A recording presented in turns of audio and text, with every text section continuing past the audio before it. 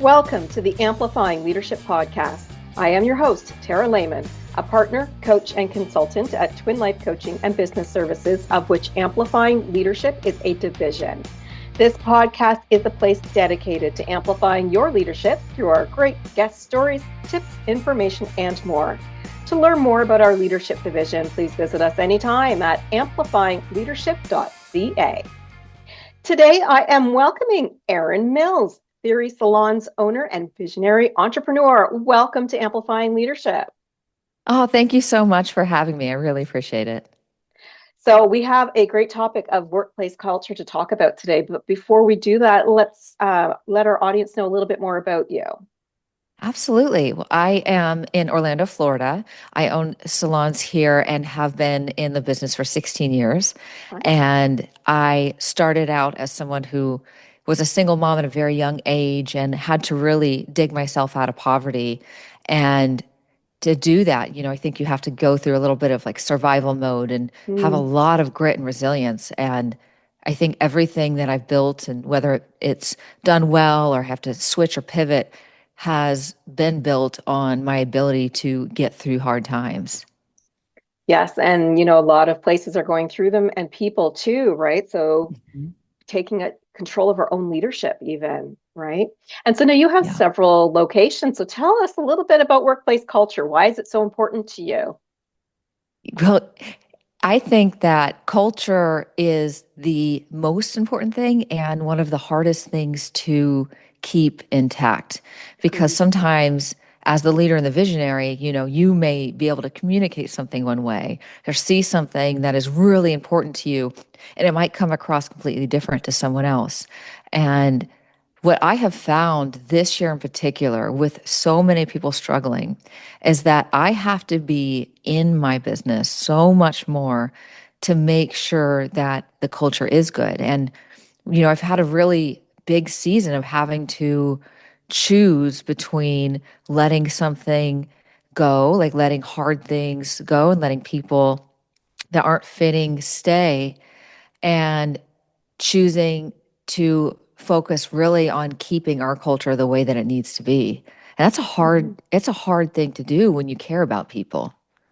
Absolutely agree. And the culture fit has to be there, right? If you have employees that Yeah. aren't a really great culture fit, it can actually make the culture worse, right? Hmm. Because they just don't fit. So, what are some of those challenges? If we look at people maybe who don't fit, or even just some of the Hmm. challenges that you're seeing right now with culture, what are you Hmm. facing? A few of the things that I found, and in full transparency, one of my locations I'm closing for the first time. I've never had to do that. So this is Mm, brand new for me. And the reason I have to do it, among many, is that I was not able to get, certain groups of people to stay on board with mm, effort, integrity, energy, all of the things that they are inside the business, not bringing to the table. And I did choose to let things go on for too long for, one of the locations. And that was the biggest moment that I realized, if I'm fulfilling my expectations, but it's not reciprocal, or our clients aren't getting what they need, or as a whole, everyone is not on board, it really can destroy an entire team. Like it can mhm, destroy it. And so as much as someone like wants to be kind and loving and a great leader, that also means that we have to be accountable leaders. And I'm learning that firsthand in real life. I didn't want to have so many expectations, but you have to have them to keep your businesses exactly in the culture and the way that you want them, or else there's no business to have. And it's a balance, isn't it? Behind that Mhm. personal side of caring about people and caring about what their needs are, to also try to run a business successfully and be able to build it so that you can help more and more people, right? Like there's a big balance there. How are you managing that balance? I mean, I know you're closing a location. Is that Yeah. how you've had to manage that balance, or are you finding other ways? I think it's a mixture. I think I have to refocus and see which of my values are non-negotiable. Mm, And I really have to look at the mission and say, okay, well, these things are really important to me. And I also know that they create the impact that I'm trying to make. And impact is so important, but it's the little things every day that helps you be able to make a bigger impact. And I think um, expanding and getting to a larger scale is the goal. But if I let go of any of those processes, and I see that as a contributing factor, it really is like a time for me to be able to go back to everything that I've said is important and get the right people on board who see that as valuable, see the work that we can do, and see the kind of impact it's making. I've been able to really focus in on just going back to the basics of why we started. And you will find the right people. You'll find the people that want to do that. Mm-hmm. And just because some people aren't the right fit, it doesn't mean that they are bad people. It just means that they're not the No. right fit right now, you know? Mm-hmm. Exactly. Hmm. Yeah.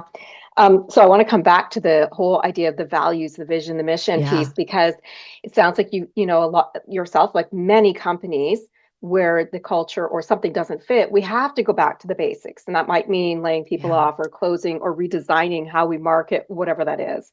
Yeah. So let's talk about that. Let's talk about those basics of values and mission, et cetera. What does that mean for your space? What do you want to tell leaders out there about how important that is? I um I think if you let things go on for too long and you compromise something that's a true value in your business, if I have my mission, I have my value statements and my systems below that are for me is like number one, is this an extension of my desire to build a community of like-minded people who see the impact in their everyday actions. Our values almost have to become more than a couple sentences and more than one words. We have to get our people involved in saying, what does this look like to you? Because Mm-hmm. I think when we're able to have a little more space and not be so, everything for everyone, and we can create a little more space, sometimes it takes getting smaller to do that. But you have to almost get your team to answer those questions for you. Like, what does that mean to you? How Mm-hmm. does that translate? How can we all help each other be on this same team? Because when everyone feels like there is a greater good, I think that is so powerful. But if there's anyone that doesn't see that, even if it's just a few people, you're letting your culture change because people don't see that value and the value that you bring to the table, not as a human, but as like a collective, as a Mm-hmm. collective, you all have to be on the same page. I 100% agree. And I remember in my corporate world asking people, what does this value mean to you? You know, we have core values as a business, but if they don't understand it, like you're alluding to, that can cause people to not be aligned. And that's kind Mhm. of on us as the leaders and business owners to start to help them understand the alignment and where do they fit and what does it actually mean to them in their Yeah, position, not just as a whole. As a whole is good, but I think the position's important too. What are your thoughts on that? I agree. And in my business, it's very important that every position is treated equally, the Mhm. newest person to the highest to the lowest I, I've always thought that every single person in whatever role they are needs to be treated with the utmost respect, Mhm. with 100%. given the same opportunities and the same values as anyone else. And sometimes when economies get bad, things are going wrong, the world is getting fearful. It is really normal, and I understand people getting scared and maybe becoming like different versions than they were before. Mhm. So you do have to make sure that with if they're not understanding the why behind it, then they're just going to see that they're getting a paycheck and think Mhm. that you're getting such a better one. But I think transparency is very important. I think being honest about where you are and then being okay with getting feedback and being okay with whatever happens from there, as long as keep trying to get really clear and then making sure that your people feel that they are valuable there too. Like it Mhm. can't happen without them. You see their value and you see yours. Like everyone's is truly needed for the impact that you're trying to make and for them to be able to get even greater opportunities and to be able to, for you to support them even more. And so let's talk about that a little bit because most employers want to create that space where people do Mhm. feel value, heard, seen, right? But Yeah. that's not always what happens. How do we create that safe space, or how have you done that, considering that you are closing a location? So Yeah. there's probably some fear. How are you Mhm. creating that safe space so that people do feel value, heard, and seen? I feel like one-on-ones are so important. Mm, Being able yeah. to meet directly with people and talk to them. And I also think it's reminding them that when things are hard, that's the time when we have to stay consistent. We have Hmm. to keep, leaning in on each other. And I feel like the more you can be in and really ask people what they're going through and talking to them and letting them know what you're going through so that you're really human and you remember that the Hmm. human connection is the most important aspect of it all. So I think it's just being human with the people that you work with. Absolutely. And I love that you're so transparent and even with our audience about what's going on because when things happen, even back in 2008 and 9, I mean, there was Yeah. such a massive shift in a lot of companies laying off and closing and all those things. Transparency actually helps. Even if people are laid off, there's Mhm. no surprises, Mhm. right? And so that transparency, I think, is a key strategy. Do you have any ways that maybe that you used or a lesson learned about how you can be transparent when maybe somebody is laying off because that's a big problem right now or closing business? How can they be transparent about it while still letting people feel valued? Yeah, I think that's a really tough line because to be transparent, you also have to understand that it might be seen as a way that don't want it to be taken. I mean, Hmm. I don't ever want to come across as the negative person in the room. And also, people need to know what's actually going on. Hmm. So I find that I wasn't as transparent soon enough in the beginning. Okay. Um, because I wanted to really try to like figure things out on my own. And I could have done a better job in the beginning of showing them exactly, like with numbers, with statistics, Mm. with actual factual information, instead of it being an emotional conversation or just a meeting. It should have been, I could have done that better. And also, I I do feel like the trust is there. And then if it gets broken because of other people, that maybe have been the wrong fit, you have to do a lot of damage control. So to prevent the damage control, you have to be able to talk about the hard things in the hard time Hmm. while they're happening and address things that no one wants to address that don't feel comfortable. But you have to, that's what a leader does, is being able to address things people don't want to address and allow people to feel however they feel about it. I have a lot of clients of mine who feel that they're either too harsh or they're too nice, and they're Mhm. trying to rebalance that, right? Of that being transparent, but also not wanting to hurt anybody's feelings. But as leaders and Mhm. business owners, you have to have a balance again, right? That has to happen. And I want to talk about communication because you're right, it's a huge piece of this. And coming in too early or too late or not enough information, too much information scares people. So again, it's Yeah. about the balance around that. What are some communication strategies? Maybe email, obviously not great if it's going to be something major, right? But Yeah. what are you suggesting based on your experiences would be better ways forward on communication? Everybody, Mhm. a little different, so it might be dependent, but based Yeah. on your experiences, what would you do differently? I think the language you presented in is very important. So Hmm. a we language is always more powerful than a you or an I. I think even when we have something that we need to communicate now that we can't necessarily have a meeting with everyone for, it has to show the problem and the solution of how we can do this together. I think Hmm. when people don't know what to do and they're just left wondering what's going to happen, that's like the worst place they can be because they're going to assume the worst about you when you weren't assuming the worst about them. So you have to Hmm. provide a solution, and you have to be able to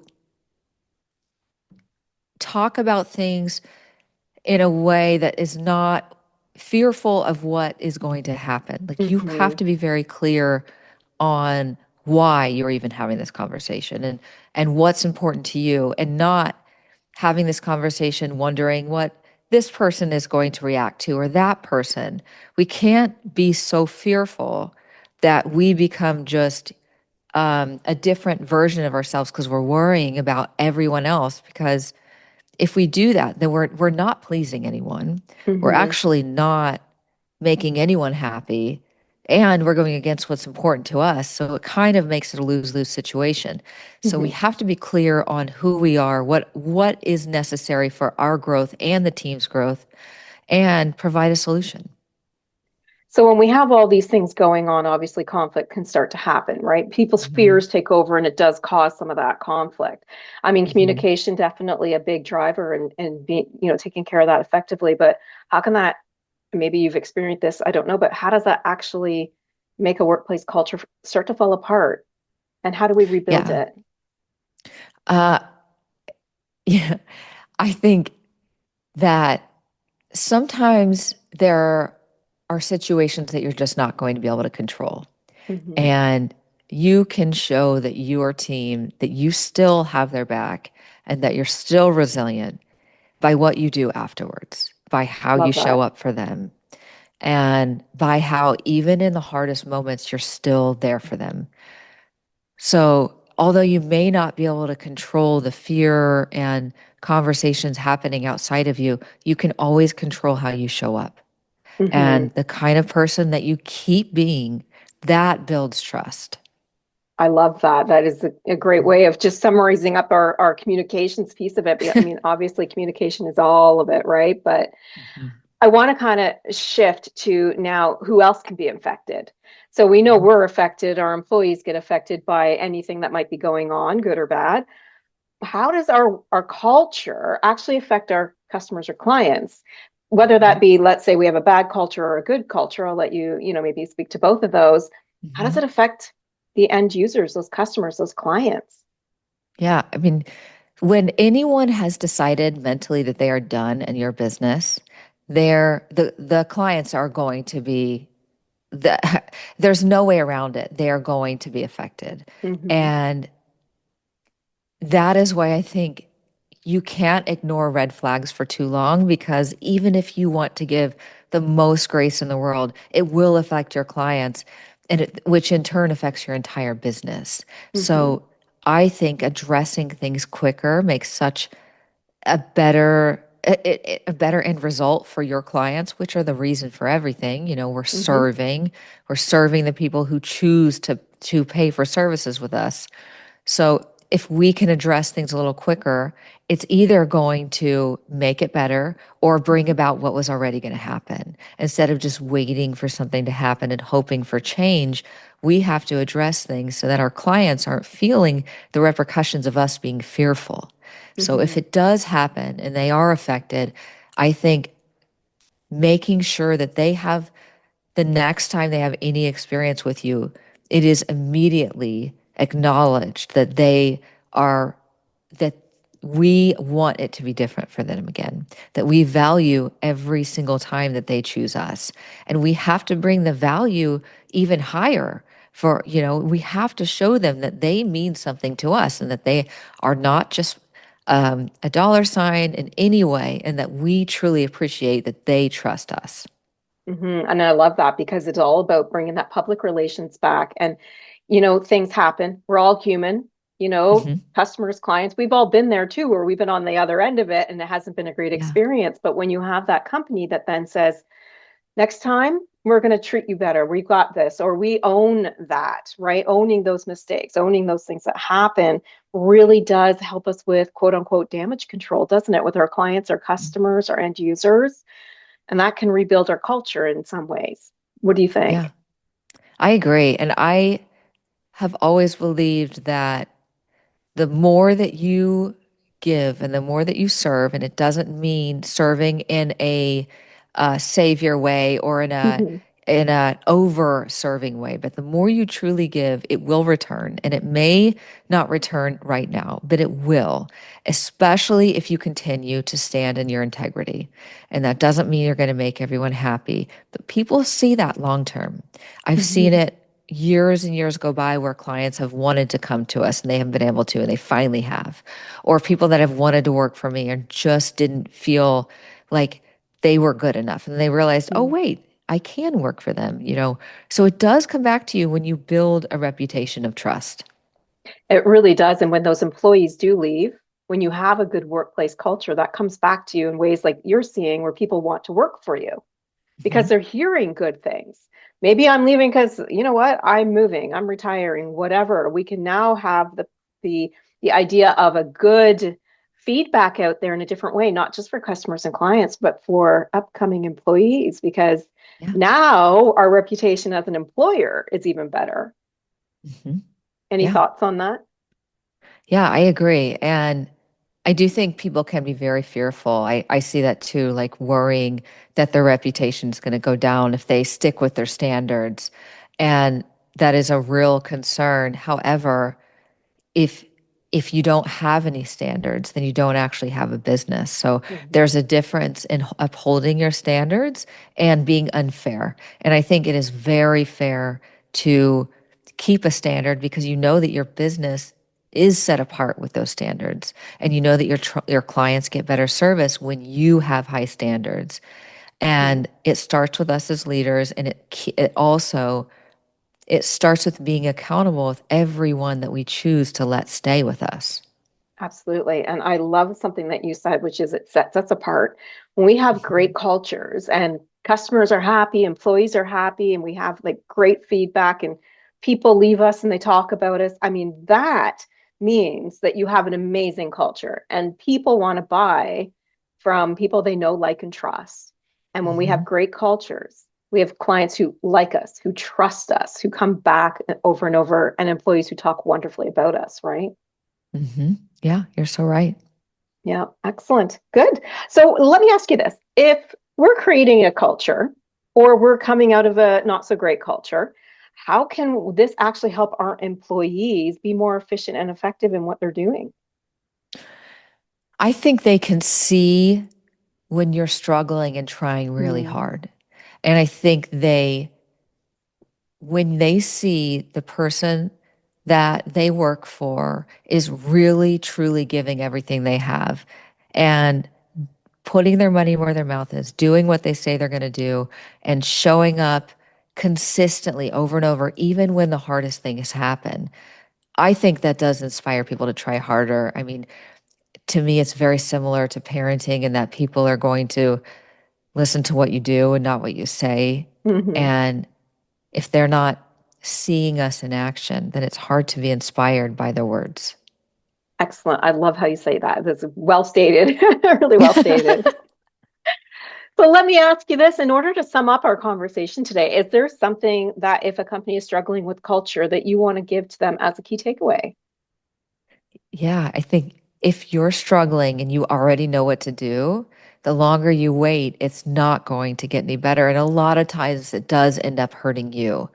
So, to protect the people that are really great and that you really love, you have to make hard decisions and make them quickly. And think about why you started always. And remember that the more you show up, it will make a difference in the long run. And you can always, always restart and show up and be the person that you wanted to be. I love that part of the restart. Going back to the basics as we started talking about, right? Yeah. Why did we start it in the first place? And let's just regrow. Yeah. It can be done, Exactly. right? It Exactly. can. Yeah. I appreciate the conversation today and you of course being vulnerable with our audience. It's great to hear stories like this because it certainly is going to resonate out there and so people can feel better about knowing there is a way forward. So thank you very much Yeah. for that. If our audience did want to learn more about you or find, if they're in Florida, find out where your salons are, is there a way they can find you online? Yeah, and the best place to go is online at bebravecommunity.com. That has all of our resources there. Or they can follow me on Instagram at erin.mills or listen to my podcast, I Think You Should Be Brave. Excellent. Thank you so much for your time today. Thank you.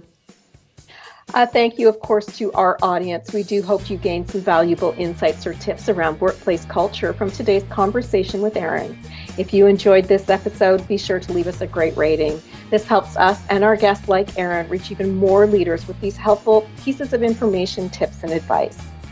We love helping other leaders grow and thrive. We would love for you to consider our brand new Amplifying Leadership Circle community. You do not need to lead alone. We know leadership is always better when we do it together. For more information on our community and all of our leadership services, please visit us anytime at amplifyingleadership.ca, a division of Twin Life Coaching and Business Services. Until next time, remember, leadership matters.